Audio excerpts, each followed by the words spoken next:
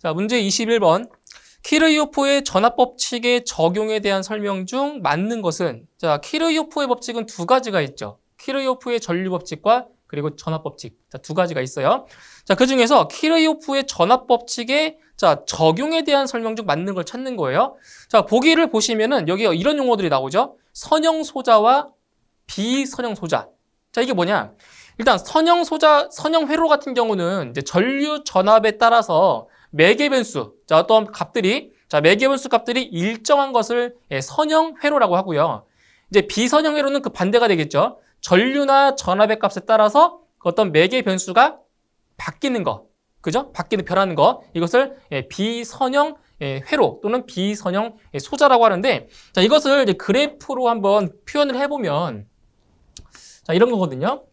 선형이라고 하는 거는 선형, 말 그대로 선형, 이거는 직선형이라고 보시면 돼요. 직선형. 그래서 요거를 이제 그래프로 표현해 보면 선형은 이렇게 직선 형태로 되어 있어요. 이게 선형이고요.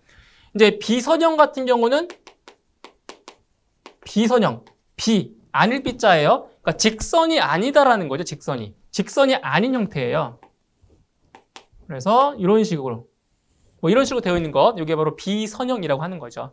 그래서 키르이호프의 전압법칙의 적용에 대한 설명 중 맞는 것. 그래서 이 전압법칙 같은 경우는 선형과 비선형 소자의 관계를 받지 않고 모두 다 적용이 된다라는 겁니다. 그래서 대표적인 이 선형 소자에는 무엇이 있냐? 자, 저항 또는 뭐 인덕터 또는 뭐 콘덴서 같은 경우 있죠. 이게 선형 소자가 되는 거고요. 이제 비선형 소자 같은 경우는 다이오드나 뭐 트랜지스터, 변압기 이런 것들이 대표적인 비선형 소자가 되는 겁니다. 그래서 선형과 비선형 관계없이 모두 다 적용이 가능하다라는 거죠. 그래서 정답은 3번이 정답이 되겠습니다. 다음 22번. 삼상 교류 전원과 부하가 모두 델타 결선된 삼상평형 회로에서 전원 전압이 200V, 부하 임피던스가 6 플러스 J8 ohm인 경우 선전류의 크기는 얼마인지 자 물어봤습니다. 자, 보세요. 자, 22번 같은 경우는 바로 델타 결선입니다. 자, 델타 결선이니까 자, 이런 식으로 자, 삼상 평형 부하가 이렇게 삼각형 형태로 결선이 된 걸 자, 델타 결선이라고 하죠. 자, 이렇게 되어 있습니다. 자, 그때 이제 어떤 관계를 아셔야 되냐면 잘 보세요. 자, 여기에 흐르는 게 선전류, 그죠? 선전류고요. 그리고 여기에 흐르는 게 상전류고요. 상전류. 그리고 여기죠, 여기. 자, 여기에 걸리는 전압이 뭐냐? 이게 바로 상전압. 근데 또 선과 선 사이죠. 선과 선 사이니까 상전압과 선간 전압은 같은 거예요. 그래서 델타 결선일 때는 상전압과 선간 전압이 뭐하다? 같다라는 거예요. 그리고 자, 전류의 관계는 선전류는 상전류의 몇 배다? 루트 3배다 라는 거죠. 자, 이러한 관계를 아셔야 문제를 풀 수가 있습니다. 자, 그러면 문제에서 구하는 게 뭐냐? 바로 선전류 구하는 거죠. 선전류 IL을 구하는 거예요. 선전류 IL. 자, 선전류는 상전류의 루트 3배라고 했죠. 그러면 루트 3 IP가 되고요. 자, 그럼 상전류는 잘 보세요. 루트 3 곱하기 임피던스 분의 뭐예요? 상전압. 자, 그런데 상전압은 선간 전압과 똑같죠. 그래서 이거를 이제 VP 대신에 VL로 이렇게 쓰셔도 상관없는 거예요. 왜? 같으니까 값이. 자, 그러면 대입을 해보도록 하죠. 자, 루트 3 곱하기, 자, 이거 임피던스의 크기예요. 따지고 보면 임피던스의 크기. 근데 지금 임피던스가 6 플러스 J8이라고 했죠. 자, 크기를 구할 때는 루트, 자, 6의 제곱 더하기, 여기 있죠? 8의 제곱이죠. 네, 이거 보네. 자, 선간 전압은 몇 볼트? 200V라고 문제에 나와 있어요. 예, 그래서 계산해 주시면, 자, 이게 이 분모가 얼마냐? 루트 6의 제곱 더하기 8의 제곱이 얼마냐? 이거 10입니다. 10. 자, 10이 나오고요. 이렇게 약분해버리면 얼마예요? 20이죠, 20. 그래서 정답은, 자, 선간전압은 20 루트 3이 나오는 겁니다. 암페어. 그렇죠? 이렇게. 그래서 정답은 4번 20 루트 3A가 정답이 되겠습니다. 자, 다음 23번. 자, 원자 하나에 최외곽 전자가 4개인 사가의 전자로서 가전자대의 4개의 전자가 안정화를 위해 원자끼리 결합한 구조로 일반적인 반도체 재료로 쓰이고 있는 것은, 자, 이것은 바로 진성 반도체에 대한 내용이죠. 그래서 진성 반도체에 쓰이고 있는 재료. 자, 무엇이 있어요? 바로 실리콘, 게르마늄, 구리, 아산화동 대표적인 게 있죠. 그래서 실리콘을 원소기로 따지면 규소, SI죠. SI, 규소. 그래서 정답은 1번의 SI가 정답이 되고요. 2번의 P. 자, P는 인이죠, 인. 인은 바로 N형 반도체의 불순물입니다. 불순물. 그러니까 진성 반도체에다가 요 불순물인 P를, 인을 첨가시키면 이게 바로 N형 반도체가 되는 거예요. 그리고 3번의 AS. AS는 우리말로 비소죠, 비소. 비소도 마찬가지로 이것도 N형 반도체의 불순물에 해당이 되는 거고요. 4번의 갈륨. 갈륨은 P형 반도체의 불순물입니다. 그래서 진성 반도체의 재료로 쓰이고 있는 것은 1번의 규소가 정답이 되는 거죠. 정답은 1번입니다. 다음 24번. 전류가 22A로서 2.6kW의 전력을 소비하는 직류 부하의 저항은 약 몇 옴인가? 자, 보세요. 자, 24번 문제 같은 경우는 전력에 관련된 문제입니다. 전력. 자, P는 VI죠. VI 또는 I제곱 R이고요. 또는 R분의 V제곱. 그렇죠. 이게 바로 전력 구하는 공식이에요. 자, 그런데 문제에서 주어진 게 뭐냐? 전류가 22A 그리고 전력이 2.6kW라고 했어요. 그러니까 전력과 전류가 주어진 거죠. 그때 무엇을 구하는 거냐? 바로 부하. 자, 부하를 구하는 거기 때문에 바로 P는 I제곱 R. 이 공식을 쓰시면 되겠죠. 그죠? P는 I제곱 R. 이 공식으로 쓰시면 돼요. 자, 그러면 부하 R은 I제곱분의 P가 될 거고요. I제곱분의 P. 그러면 전류가 22A니까 22의 제곱분의 전력은 2.6kW면 2.6 곱하기 10의 3승이 되겠죠. 킬로니까. 킬로와트니까. 자, 계산해 주시면 이 값은 대략적으로 5.37 정도가 됩니다. 5.37 단위는 옴이 되겠죠. 정답은 2번에 정답이 있습니다. 자, 다음 25번. 회로의 유효 전력이 3000W, 무효 전력이 4000바이면 피상 전력은, 자, 아주 간단한 문제네요. 자, 25번 문제 보시면 이거를 이제 삼각형 형태로 그릴 수가 있거든요. 이렇게 삼각형, 직각 삼각형으로. 그래서 요 가로 밑변에 해당하는 것이 뭐예요? 밑변에 해당하는 것이 유효 전력이죠. 유효. 자, P. 이것이 유효 전력이고요. 그리고 여기 높이 세로로 되어 있는 게 뭐예요? PR. 이것이 무효 전력. 그렇죠? 무효 전력. 그리고 빗변에 해당하는 것이 PA. 이것이 피상 전력이죠. 피상. 그죠? 피상 전력. 자, 그래서 문제에서 나온 게, 자, 유효 전력이 3000W라고 했고요. 3000W. 그리고 무효 전력은 4000바. 그때 피상 전력이 얼마냐? 바로 이거는 피타고라스의 정리를 이용하면 쉽게 구할 수가 있는 거죠. PA는 루트, 자, 뭐예요? 3000의 제곱 플러스 여기는 4000의 제곱입니다. 이렇게 해서 계산해 주시면 정확히 5000이라는 값이 나오죠. 그래서 피상 전력의 단위는 볼트, 암페어. 그렇죠? 그래서 정답은 3번에 정답이 있겠습니다. 다음 26번. 다음 그림과 같은 논리회로의 명칭은, 자, 논리회로의 명칭입니다. 아주 간단해요. 자, 대표적인 논리회로 세 가지가 있죠. 세 가지. 잘 보세요. 자, 이렇게 되어 있는 논리회로가 있고요. 요거, 그죠? 요거. 그 다음에 이렇게 생긴 논리회도 있어요. 이렇게 생긴 논리회로. 반달 모양처럼 생겼죠? 그리고 이제 문제에 나와 있는 이렇게 생긴 논리회로. 자, 이게 대표적인 세 가지 논리회로예요. 그래서 앞에 거부터 보시면 이것은 오화 회로죠. 오화 게이트.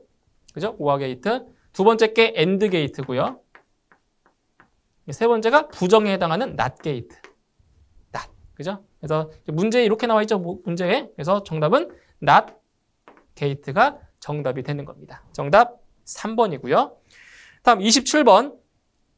다이오드를 사용한 정류 회로에서 과대한 부하 전류에 의하여 다이오드가 파손될 우려가 있을 경우 적당한 대책은? 자, 이것도 자, 공식이니까 한번 같이 보도록 하겠습니다. 자, 다이오드를 접속할 때 접속하는 방법이 직렬 접속과 병렬 접속이 있어요. 그래서 직렬로 접속할 때와 다이오드를 직렬로 접속할 때와 자, 병렬로 접속할 때. 자, 이거 암기 팁을 한번 드리도록 할게요. 자, 직렬 같은 경우는 자, 무엇으로부터? 이것은 과전압으로부터 과전압으로부터 자, 다이오드를 보호하기 위해서 자, 직렬로 연결을 해주고요. 이제 병렬 같은 경우는 이것은 자, 과부하로부터 보호하기 위해서 병렬로 접속을 하는 거예요. 이제 과부하 또는 뭐 과전류 똑같은 거예요. 과전류. 자, 근데 문제에서는 뭐라고 했어요? 자, 다이오드를 사용한 정류 회로에서 과대한 부하 전류에 의하여 다이오드가 파손될 우려가 있을 경우 적당한 대책은? 자, 과대한 부하 전류. 뭐예요? 과대한 부하 전류니까 과부하죠, 과부하. 그렇죠? 과부하. 정답은 다이오드를 뭐 한다? 병렬로 추가한다. 이게 정답이 되겠죠. 그래서 암기를 하실 때 이렇게 암기하시면 돼요. 자, 과전압이죠. 과전압. 여기 자음, 지읒. 그러면 여기는 지읒, 직렬. 이렇게. 맞나요? 과전압. 그리고 여기는 과부하, 비읍이죠. 병렬, 비읍. 이렇게 암기하시면 절대로 잊어먹지 않겠죠. 그래서 과전압이면 직렬, 과부하 또는 과전류면 병렬. 이렇게 보시면 돼요. 근데 여기 지읒이라고 이거 직렬하면 안 돼요. 과부하일 때 병렬인 거예요. 그래서 정답은 2번이 정답이 되겠습니다. 다음 28번. 자, 어떤 특정 계기의 지시값을 m, 참값을 t라 할 때 보정률은? 자, 이 28번 문제 같은 경우는 공식을 물어본 문제입니다. 공식. 자, 보시면 여기도 두 가지를 잘 구분을 하셔야 돼요. 자, 어떤 개념이냐면은 오차의 개념이 있고요. 자, 보정이라는 개념이 있어요. 보정. 자, 오차, 보정. 그래서 이 오차라고 하는 것은 뭐냐? 오차라고 하는 것은 측정 값에서 참값을 뺀 게 오차예요. 오차라는 것은 측정 값에서 참값을 뺀 거. 그리고 보정이라고 하는 건 반대입니다. 반대. 참값에서 측정 값을 뺀 게 그게 보정이에요. 보정. 자, 그러면 이제 오차율과 자, 보정률을 구해보면 자, 간단해요. 여기 뒤에 붙어 있는 게 분모로 내려가면 돼요. 그럼 얘는 뭐가 되겠어요? t가 되겠죠? t분의 m-t 곱하기 100입니다. 100분율이니까. 이게 오차율이고요. 그 보정률 같은 경우는 마찬가지 뒤에 게 밑으로 내려오면 돼요. 분모로. 그래서 m분의 t-m 곱하기 100. 이게 바로 보정률입니다. 그래서 정답은 몇 번에 있나요? 1번에 정답이 있죠. 그죠? 이렇게 잘 구분하시면 되고요. 다음 29번. 두 코일이 결합계수 0.3으로 인접해 있다. 코일 1의 자기 인덕턴스가 10mH이고 코일 2의 자기 인덕턴스가 5mH일 때 이 코일의 상호 인덕턴스는 약 몇 mH인가? 공식이니까 자, 공식에 맞춰서 계산을 해주시면 됩니다. 그래서 상호 인덕턴스 M은 K 곱하기 루트 L1 곱하기 L2죠. 그죠? 상호 인덕턴스 M은 결합계수에다가 루트 자기 인덕턴스 두 개의 값을 곱하시면 돼요. 예.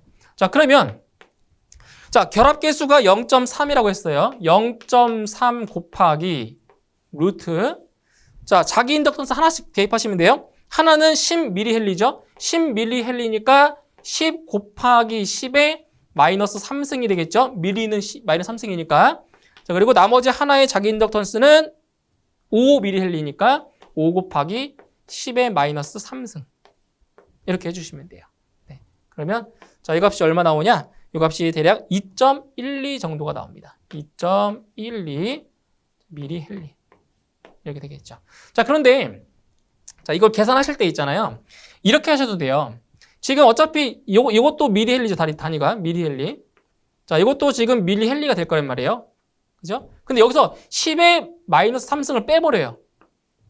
빼버리면 어차피 문제에서 구하고자 하는 단위가 미리헨리이기 때문에 그냥 10과 5를 대입해서 2.12가 바로 그냥 단위가 똑같은 단위이기 때문에 밀리헨리로 나오는 거예요. 그래서 계산하실 때 이거를 빼고 계산하셔도 돼요. 아시겠죠? 그러니까 이거를 붙이면 뭐가 돼요? 이걸 붙이면 미리헨리가 돼버리니까. 그죠? 이렇게 바로 계산해 주셔야 됩니다.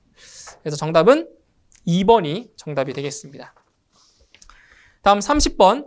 자, 부울대수의 정리가 틀린 것은, 자, 보기 중에서 부울대수의 정리가 잘못된 것을 고르시면 되겠습니다. 자, 보세요. 자, 이제 첫 번째, x 합 x 반은 1이다. 이거 어때요?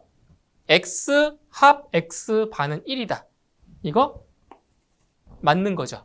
자, 지금 이건 x의 부정이니까 둘 중에 하나는 무조건 1 나오겠죠. 그러니까 x가 1이면 x반은 0이고요. x가 0이면 x바가 1이잖아요. 부정이니까. 그래서 둘 중에 적어도 하나는 1이기 때문에 출력은 무조건 나온다는 거죠. 1번 맞고요. 2번. x 합 1은 1이다. 자, x가 0이 되든 x가 1이 되든 여기에 무조건 1이 있기 때문에 입력으로 1이 있기 때문에 무조건 출력이 나온다는 거죠. 2번도 맞는 거고요. 다음 3번. x 합 y는 xy다. 이거 어때요? 이런 거 보신 적 있어요? 없죠. 이거 어떻게 맞아요? 합이 곱이랑 같다? 이거는 말도 안 되는 거죠. 이거는 부울대수가 아닙니다. 틀렸어요. 자, 그리고 네 번째 논리 부울대수는 x 합 xy는 뭐다? x다.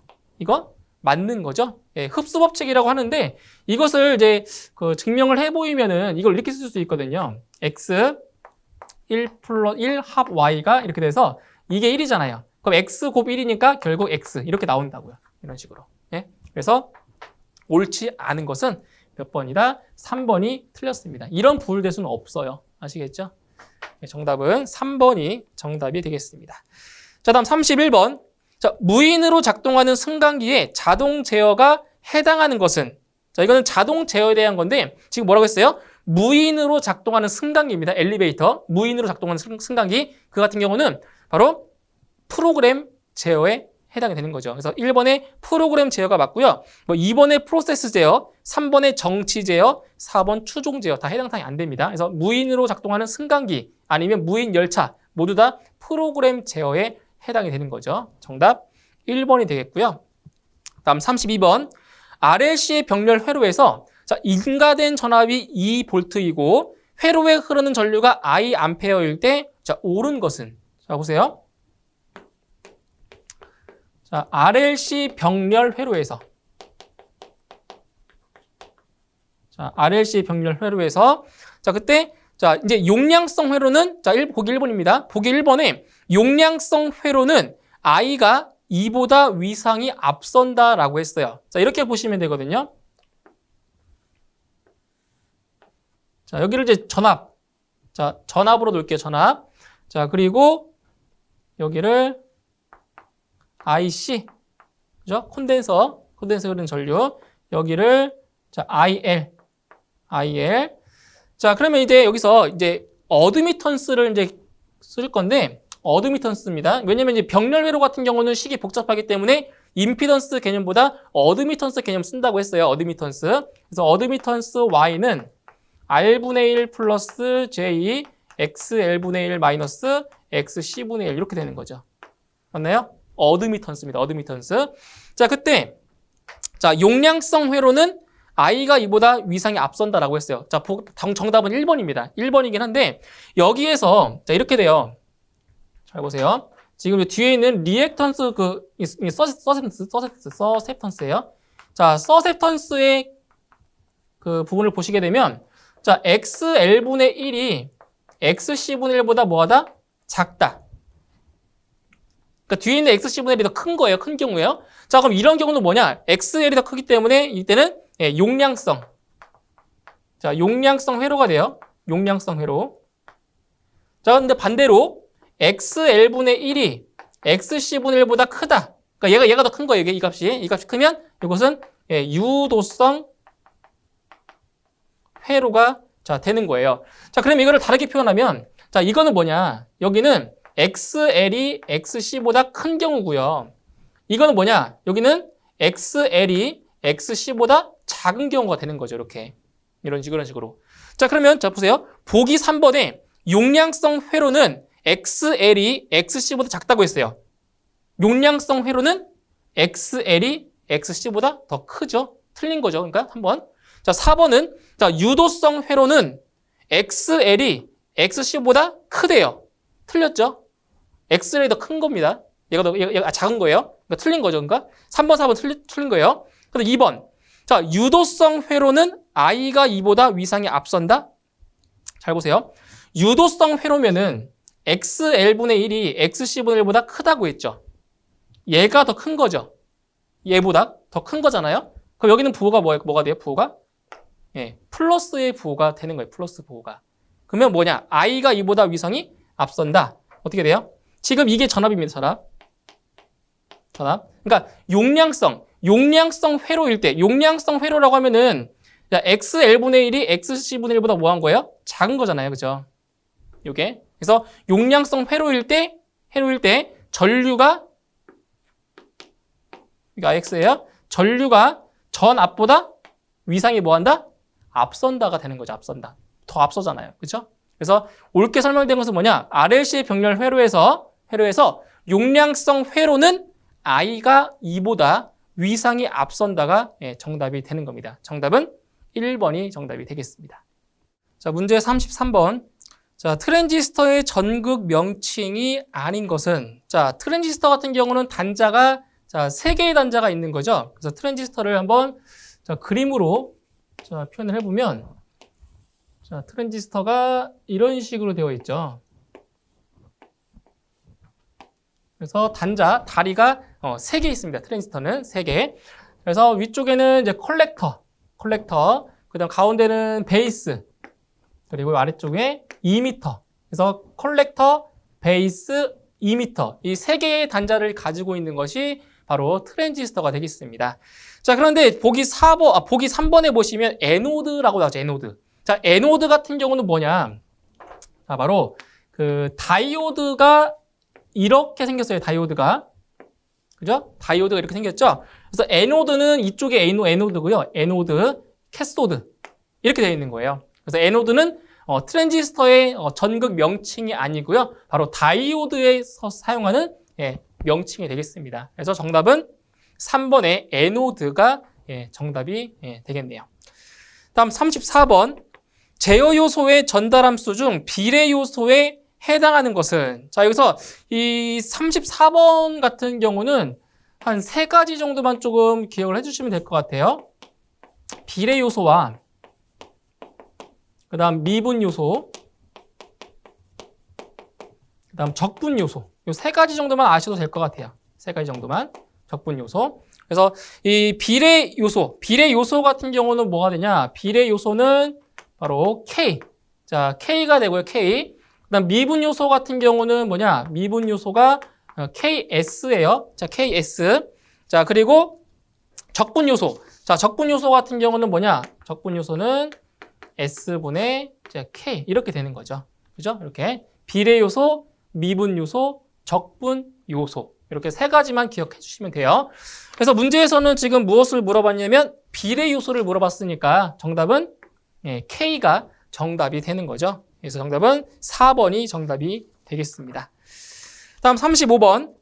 소방 펌프에 연결된 전동기의 동력을 구하면 단 펌프의 효율은 0.9, 토출량 분당 2.4 세제곱미터, 양정 90m이며 전달 개수는 1.1이라고 했습니다. 자, 35번 문제에는 바로 펌프, 전동기의 동력을 구하는 문제입니다. 자, P는 이타분의, 자, 어떤 공식 쓸 거냐면은 9.8 QH 쓸게요. 9.8 QHK. 이게 바로 펌프의 동력을 구하는 공식이죠. 자, 대입을 해보도록 하죠.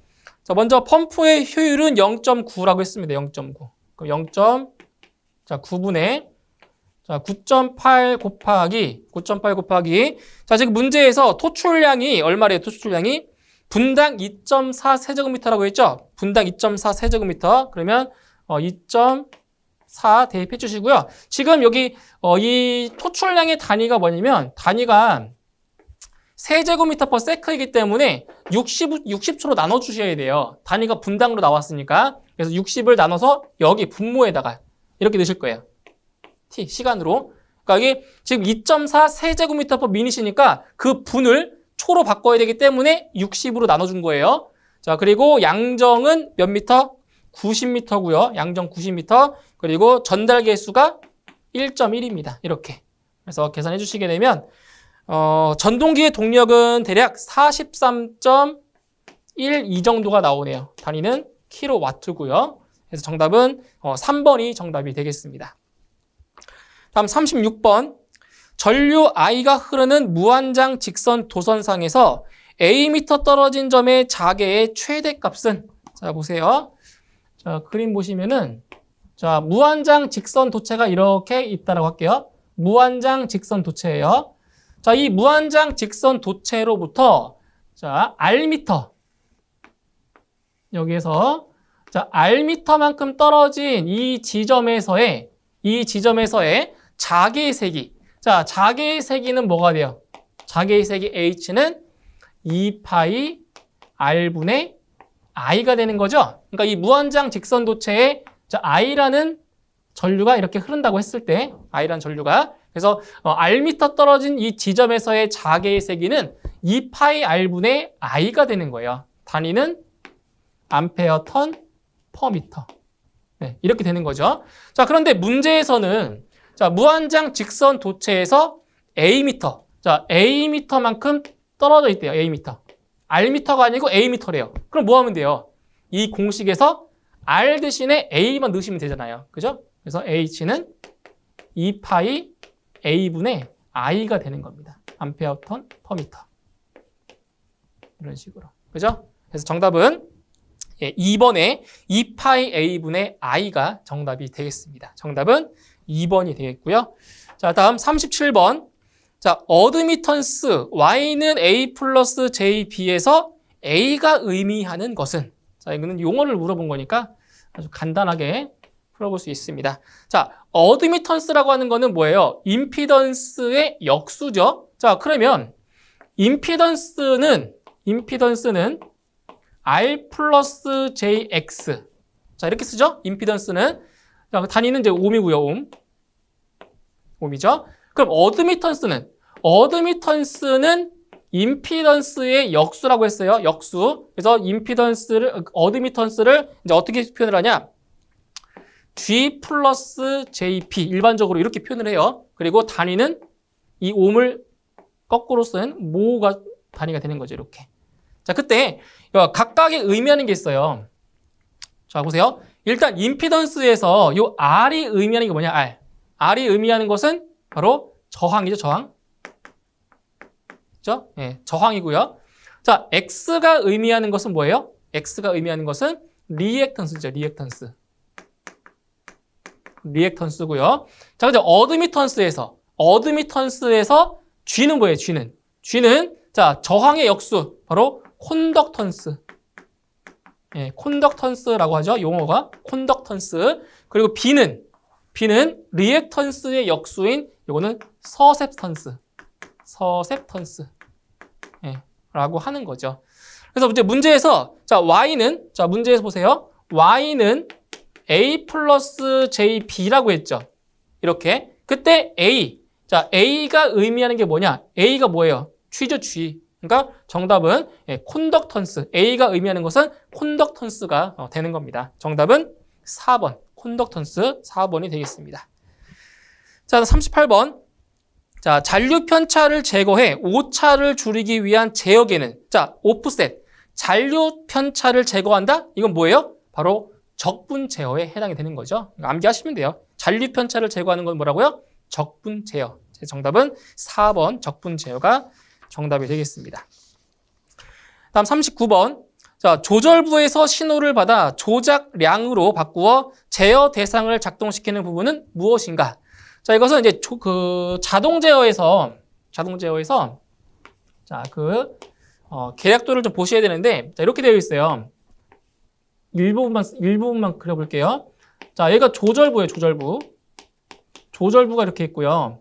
그 다음이 조작부예요, 조작부. 그리고 옆에 있는 게 제어 대상이죠, 제어 대상. 여기에 제어 대상. 자, 이러한 계략도를 알고 계셔야 돼요, 제어 대상. 그래서 여기에 들어가는 게 뭐냐? 여기가 이제 조작량이 돼요, 조작량. 자, 이제 문제에 나온 것처럼, 자, 조절부에서 신호를 받아. 자, 신호를 받아서 조작량으로 바꾸어 뭐 한다고요? 제어 대상을 작동시킨다. 그게 뭐예요? 바로 조작부가 되는 거죠, 조작부. 그죠? 조작부가 되는 거죠. 그러니까 조절부로부터 신호를 받아서 그걸 조작량으로 바꾸어 제어 대상을 뭐 한다고요? 작동시키는 부분. 그게 뭐라고요? 조작부가 되는 겁니다. 자, 그리고 참고로 이 조절부와 조작부를 자, 합쳐서 이걸 뭐라고 해요? 이걸 합쳐서 뭐라고 해요? 이것도 문제 나와요. 이걸 바로 제어 장치 또는 제어 요소라고 하죠. 이거를 제어 요소. 그러니까 제어 요소는 조절부와 조작부로 이루어진 거예요. 이것도 시험에 잘 나오니까 이것도 참고 삼아서 자, 암기해 주시면 돼요. 그래서 정답은 조작부가 이 문제에서는 정답이 되겠습니다. 정답 3번. 다음 40번. 다음 그림과 같은 회로에서 스위치 S를 닫으면 전류계의 지시값이 24A이다. 이때 스위치 S를 열면 전류계의 지시값은 몇 암페어인가? 자, 보실게요. 40번. 자, 회로가 이렇게 되어 있어요. 자, 여기 전류계가 하나 있고요. 이제 여기에 두 개의 저항이 이렇게 병렬로 지금 연결이 되어 있고요. 그리고 이쪽에도 자, 저항이 하나 있고 여기 스위치, 네, 스위치가 달려 있어요. 네, 이렇게 구성이 되어 있는 저희 회로에서 저항값을 봤더니 여기 6옴이고요. 여기 10옴, 그 다음 8옴, 그 다음 여기가 16옴이에요. 16옴. 자, 이렇게 됐을 때, 자, 첫 번째, 자, 스위치를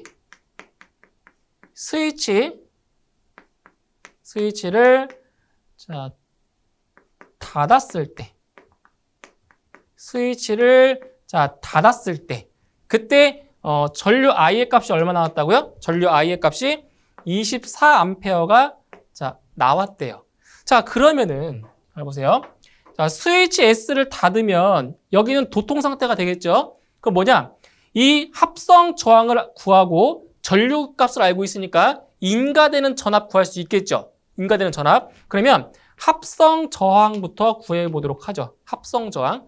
자, 여기는 지금 병렬. 자, 병렬 연결이니까 6 플러스 10분의 6 곱하기 10이 되겠죠?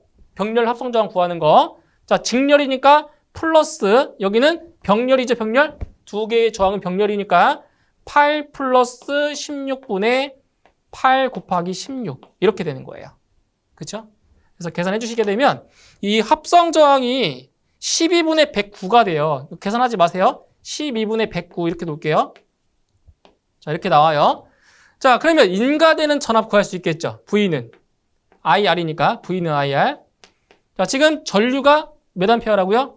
24암페어래요. 전전류가. 그럼 24암페어에다가 곱하기 12분의 109옴을 곱하는 거죠. V는 IR이니까. 그러면 자, 인가되는 전압이 얼마냐?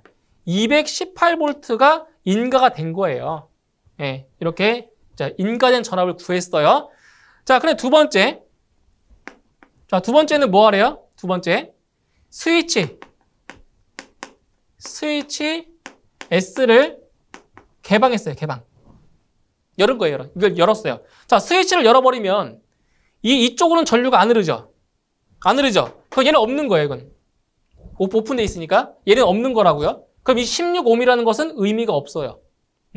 자, 그러면 뭘 구할 거냐? 지금 전류를 구하는 거니까 이제 합성 저항도 구해야죠. 합성 저항. 자, 여긴 두 개의 저항은 진짜 살아 있는 거예요. 그럼 병렬이니까 6 플러스 10분의 6 곱하기 10이고요. 플러스 여기는 지금 이 저항이 없는 거니까 8옴밖에 없는 거예요. 그래서 8만 더해주면 되는 거죠. 아까랑은 다르죠. 16이 오면 없는 거니까 지금은. 자, 이렇게 해주시면 이게 얼마 나오냐면 4분의 47이 나옵니다. 4분의 47옴이 돼요. 이렇게. 자, 그러면 이 전력의 지식값이 얼마 나오냐? 전류구하는 거죠. I는 R분의 V네요. I는 R분의 V. 자, 근데 합성 저항이 얼마예요? 4분의 47이고요. 인가되는 전압은 몇 볼트라고요? 218볼트가 된다고요. 이렇게 해서 계산하시게 되면 이 값은 18.55가 됩니다. 18.55 암페어. 네, 이렇게 나오게 되는 거죠. 맞나요? 그래서 이 전류계의 지식값은 18.55 암페어가 되는 겁니다. 정답 3번입니다.